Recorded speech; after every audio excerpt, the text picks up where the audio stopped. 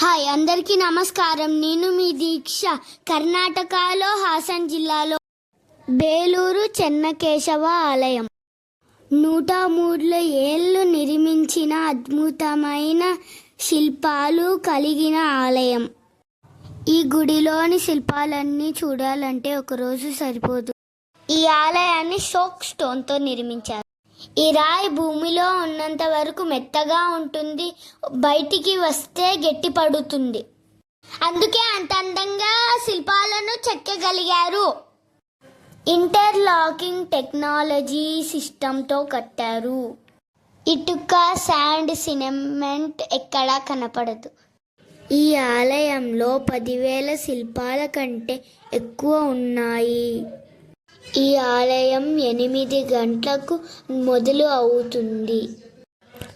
మధ్యాహ్నం 12 గంటల నుంచి 2 వరకు ప్రసాదం ఉంటుంది.